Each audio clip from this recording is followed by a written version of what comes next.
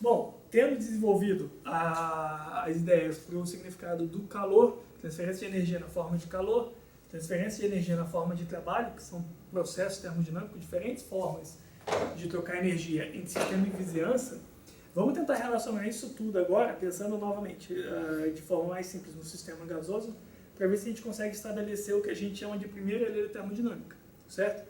Qual que é a lógica envolvida aqui?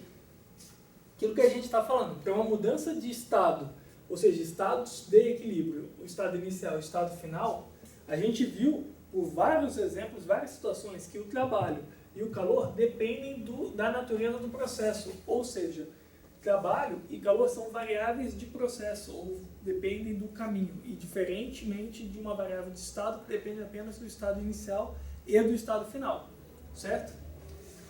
Porém, como se trata do mesmo I e F, por exemplo, diferentes caminhos, porém o mesmo estado inicial e estado final, é lógico da gente pensar que essas energias trocadas na forma de calor e trabalho, de certa forma, elas têm que se relacionar, certo? E é exatamente essa relação entre o calor e o trabalho trocados em diferentes caminhos que a gente está buscando aqui, tudo bem?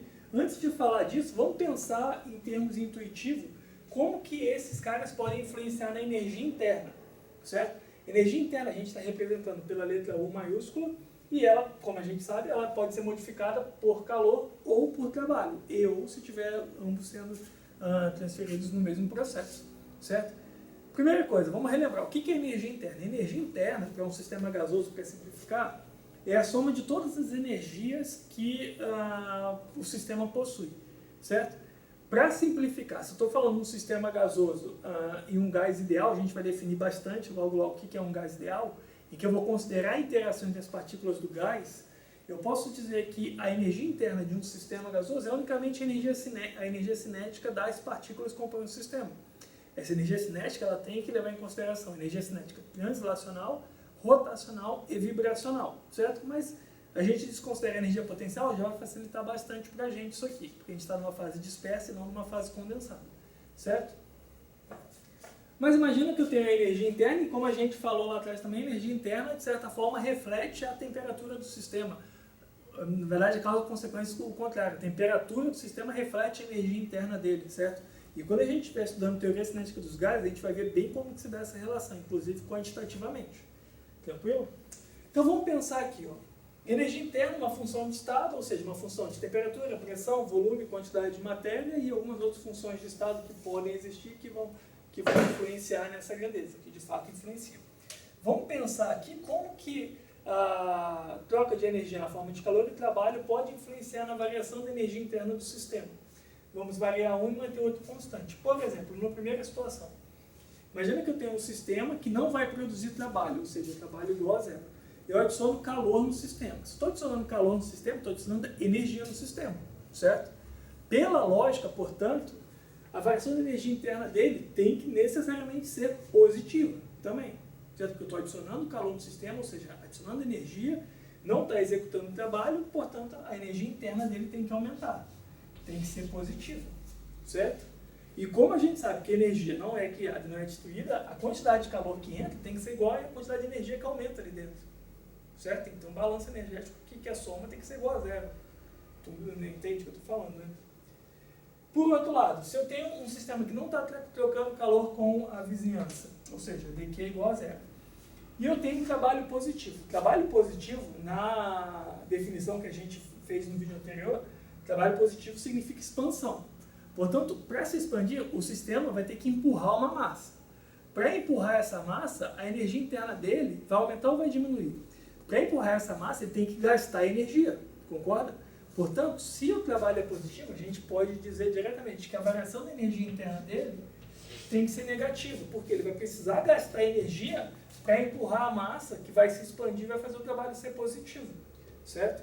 Então a gente tem essas duas situações aqui, tudo bem? Então a energia interna, a variação dela, proporcional a Q e não é inversamente proporcional que eu quero dizer, mas eu não sei qual que é, me fugiu a palavra aqui, vocês sabem o que eu quero dizer aqui? Tipo, se eu tenho execução de trabalho, isso aqui é negativo, porque aqui é diretamente proporcional e é positivo, os dois. Aqui, enquanto um é positivo, o outro é negativo.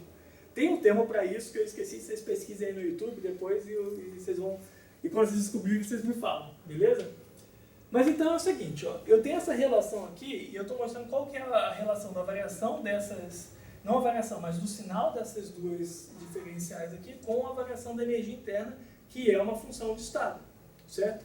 A relação geral que a gente tem, que inclusive é uma observação experimental, é que a diferença calor e trabalho em um processo termodinâmico também é uma função de estado, certo? Portanto, a gente pode relacionar essa informação com a variação da energia interna, que é de fato uma função de estado, como a gente definiu, certo?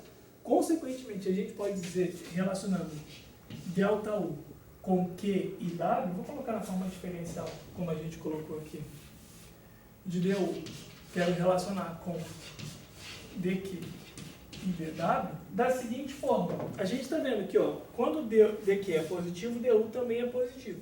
Então lá, eu vou manter o sinal positivo aqui para DU.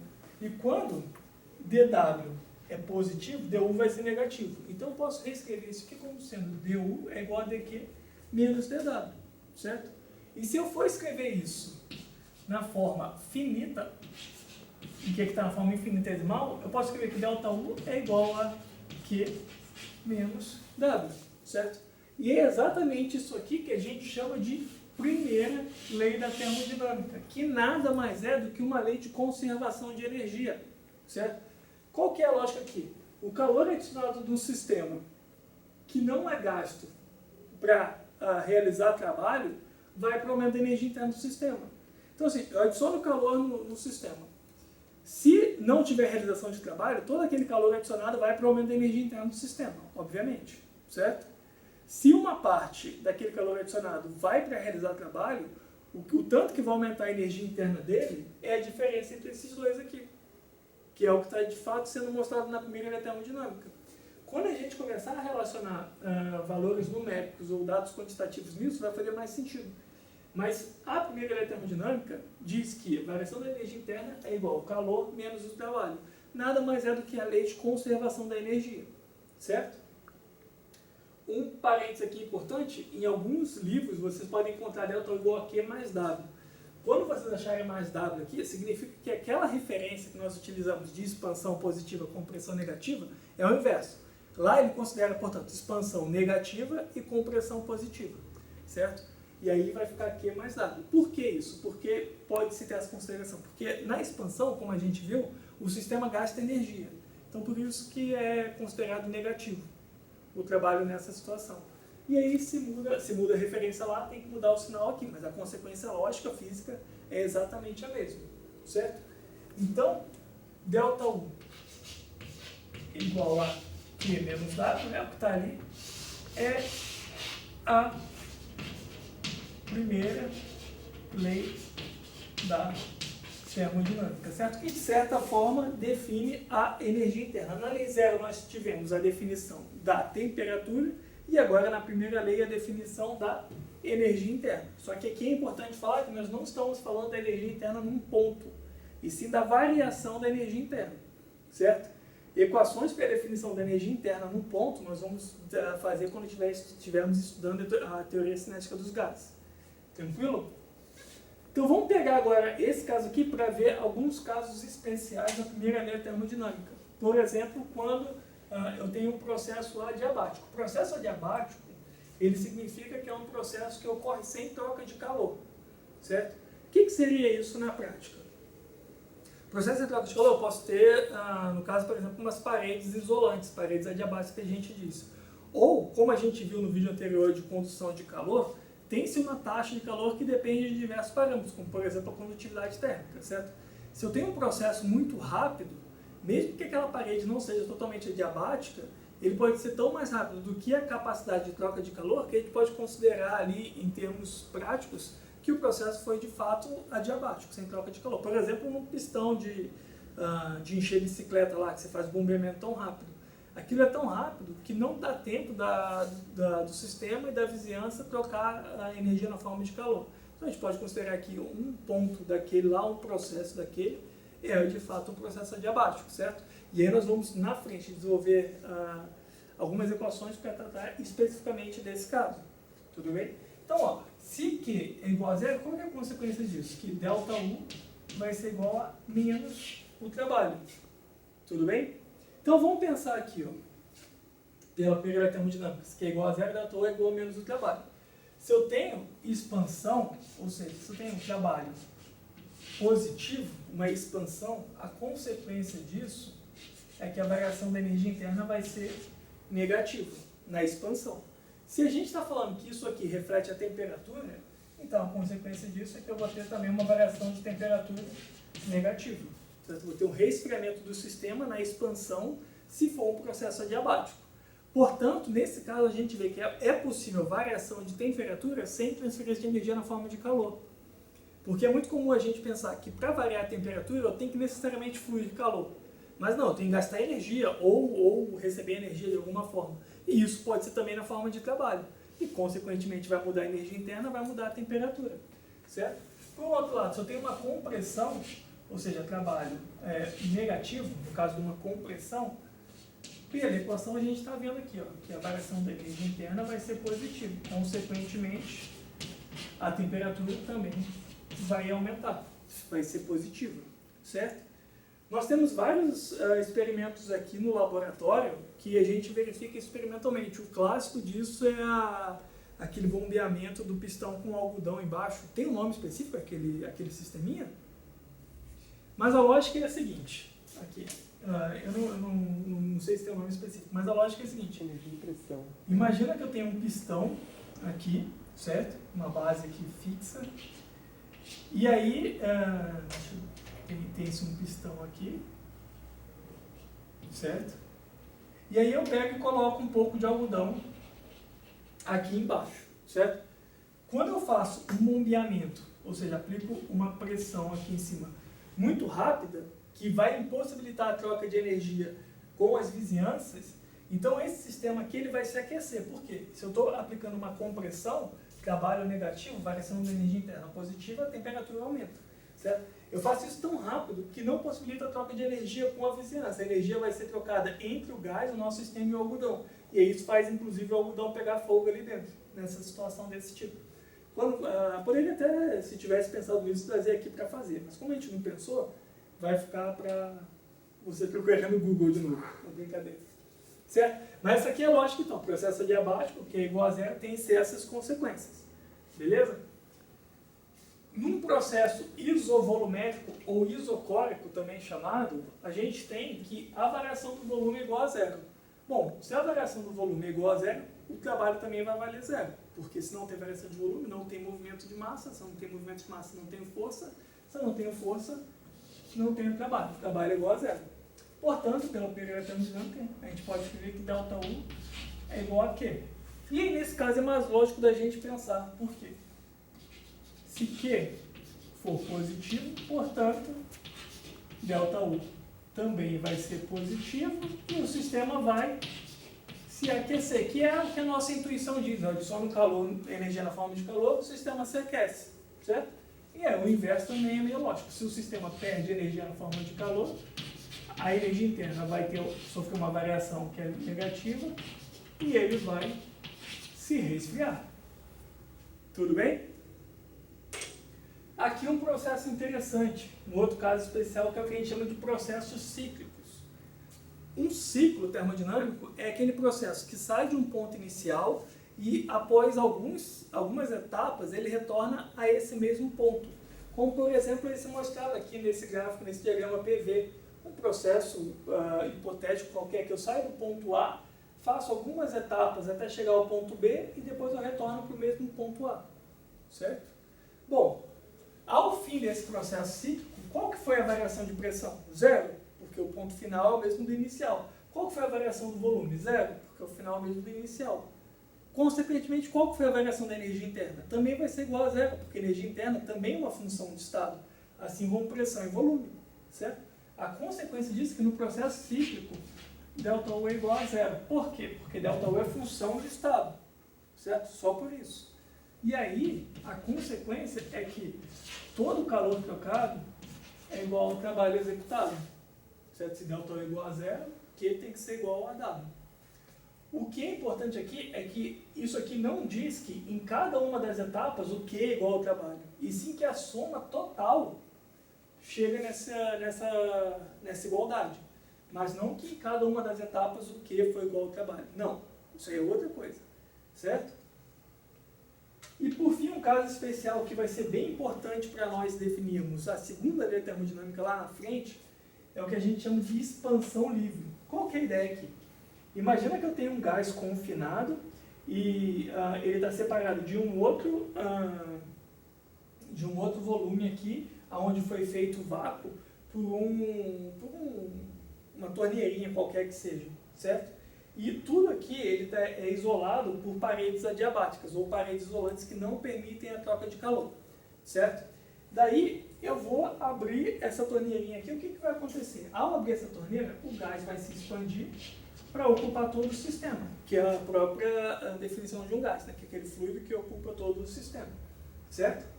E aí a pressão dele, obviamente, vai diminuir, o volume vai aumentar e tudo mais. Vamos ver aqui, cada uma das grandezas envolvidas, o que acontece? Se a parede é isolante, portanto, calor é igual a zero. Não tem troca de calor de sistema com a vizinhança, certo? Porque a gente está falando aqui que eu estou com paredes adiabáticas. Ele está se expandindo. A gente está falando que expansão trabalha positivo. Porém, essa expansão aqui é contra o vácuo. Se a expansão é livre, aqui nós temos vácuo inicialmente. Portanto, se ele está se expandindo contra o vácuo, ele não está executando nenhuma força para se expandir. Se ele não executa nenhuma força, nenhuma força está agindo nesse processo, consequentemente o trabalho também vai ser igual a zero, certo? Se eu não tenho troca de calor, não tenho trabalho, a consequência disso é que a variação da energia interna é necessariamente também igual a zero, certo? Isso aqui, num caso ideal, portanto, numa expansão livre, a gente não teria, teoricamente, variação de temperatura, uma vez que a energia interna do sistema não está mudando, beleza? Consequentemente, a gente tem aqui um caso que nós temos tudo igual a zero, mas que é um caso que vai nos ajudar bastante na definição da segunda lei da termodinâmica, quando a gente estiver definindo uma outra grandeza, uma outra função de estado, além da temperatura e da energia interna. Tudo bem? Bom, então só para recapitular, aqui nós temos a equação para a primeira lei da termodinâmica, como eu falei, nada mais é do que uma lei de conservação de energia, e a aplicação dessa equação em alguns casos especiais, processos adiabáticos, isométricos, cíclicos e uma expansão livre, certo? E aí nós vamos ter consequências diferentes. Vamos tentar utilizar agora essas ideias aqui para resolver esse problema. O problema aqui é o seguinte, imagina que eu tenho aquela massa de água, 1 kg, a densidade da água é de 1000 kg por metro cúbico. Então, se eu tenho 1 kg, eu vou ter 10 a menos 3 metros cúbicos, certo? Aquela massa de água lá está em ebulição, portanto, vai ocorrer a 100 graus Celsius, nessa pressão atmosférica aqui, contra a pressão de 1 atm, que é igual a 1,01 vezes 10 a quinta pascal, que é a unidade no SI, certo? Então, tem-se a densidade para a gente determinar o volume daquela massa que está entrando em ebulição, e a temperatura que isso ocorre e a pressão, certo? E após ele entrar em ebulição e ele completamente ser transformado em vapor, o volume que ele vai ocupar é esse volume aqui, de 1,671 metros cúbicos, certo? Aí a questão é, qual que é o trabalho que é executado, o calor gasto e a variação da energia interna? Vamos resolver isso aqui por partes. Primeiro, o trabalho. Bom, como a gente falou, o trabalho é igual a integral de I até F de P dV, certo? Nessa situação aqui, a gente está falando que o processo ele ocorre a pressão constante, que é a pressão atmosférica que está lá. Então, para resolver essa integral, eu posso remover o P da integral e fazer a integral unicamente de dV. A integral da diferencial é para variável lá, certo? Então, aqui vai ficar P, que multiplica VF menos VI, certo? E o que é cada um daqueles termos? O VF é igual ao volume do vapor e o inicial é o volume daquela massa de água que está entrando em ebulição, certo? Por que está tendo esse trabalho sendo efetuado? Porque ao se expandir no processo de transformação de fase, a gente tem que empurrar a atmosfera. A água lá, o sistema tem que empurrar a atmosfera, certo? Para ocupar aquele espaço. Ao executar esse processo, tem-se a execução de trabalho, tem-se um gasto de energia para empurrar aquela massa de ar atmosférica que está gerando essa pressão em cima do sistema, certo? Então eu tenho todos os dados, eu posso calcular diretamente aplicando os dados na equação. Então o trabalho vai ficar a pressão de 1,01 vezes 10 aqui, Pascal já está no SI, o volume final 1,671 menos o inicial vai ser o quê? 0,001 metros cúbicos, certo? Utilizando aqui o dado de densidade e a massa que nós temos. 0,001, por isso aqui dado em metros cúbicos. Pascal vezes metros cúbicos é joule, como a gente viu lá na aula de análise dimensional. Ou se a gente não for esse de lá, eu estou falando agora, beleza? Mas Pascal vezes metro cúbico é igual a joule. Aí fazendo as contas aqui, deixa eu pegar o valor já, para a gente colocar diretamente.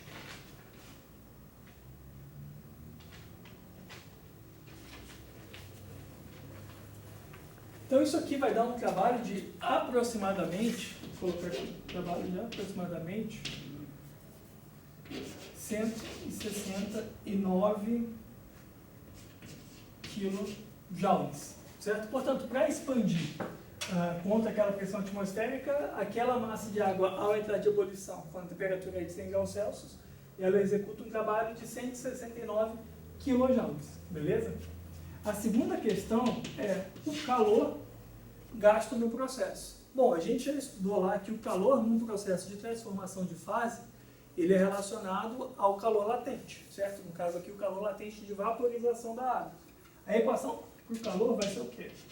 A massa de água que foi transformada de fase vezes o calor latente de vaporização. A massa é de 1 kg e o calor latente de vaporização da água é de 2.260 kJ por quilograma. Portanto, isso aqui vai dar o quilograma, vai cortar o quilograma, vai sobrar o quilojoule, que vai dar exatamente um calor de 2.260 kJ, que está sendo adicionado no sistema, certo? Então, ó, deixa eu fazer aqui uma figura hipotética, só para a gente entender o que é. Imagina que eu tenho aqui aquela massa de água, certo? H2O, e aí eu estou adicionando calor no sistema, aquela quantidade de calor vai ser adicionada no sistema, e aí a água vai passar para o estado a vapor, lá em cima, empurrando a atmosfera e executando o trabalho, certo? Então, ó, eu adicionei essa quantidade de energia na forma de calor, certo? Quer dizer que todo esse calor está indo para a energia interna do sistema? Não, porque uma parte do calor adicionado está sendo gasto para executar trabalho na vizinhança e se expandir. E o restante do calor que foi adicionado, onde que ele vai estar? Vai estar no aumento da energia interna do sistema, certo? Portanto, se a gente quiser calcular agora o item 3, que é a variação da energia interna, é só a gente utilizar o que a gente viu na primeira lei. O calor que foi adicionado menos aquela parte de energia que foi gasta para executar o trabalho na vizinhança e ele se expandir e manter a pressão constante, certo? Então isso aqui vai ser o quê? 2.260 menos 169, isso aqui dado em quilojoules, que vai dar um valor de delta 1 igual a 2.090 quilojoules ou 2 megajoules, aproximadamente 2 megajoules se a gente for pensar. Então olha só como é que aquilo representa de fato um balanço de energia. Eu tenho um sistema que eu adicionei energia nele na forma de calor, certo?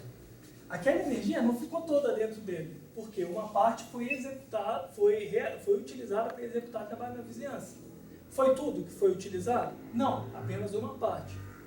E onde está o restante? Está exatamente dentro do sistema na forma de energia interna dele. Então eu adicionei 2.260, desses 2.260, 169 foram quilojoules, 169 foram utilizados para realizar trabalho na vizinhança, e o restante que não foi utilizado está dentro do sistema na forma de energia interna dele, porque ele aumentou a energia interna dele em 2090, aproximadamente a diferença entre eles aqui. Beleza, pessoal? Então isso daqui é um exemplo de aplicação da primeira lei da termodinâmica, nós vamos utilizar isso continuamente até o fim do nosso curso em diferentes tipos de processos e sistemas, e aí a gente vai conseguir avançar e chegar às conclusões que são os nossos objetivos, beleza? Bom, então a gente continua a partir daqui na próxima aula estudando mais detalhadamente as propriedades dos gases. Até a próxima!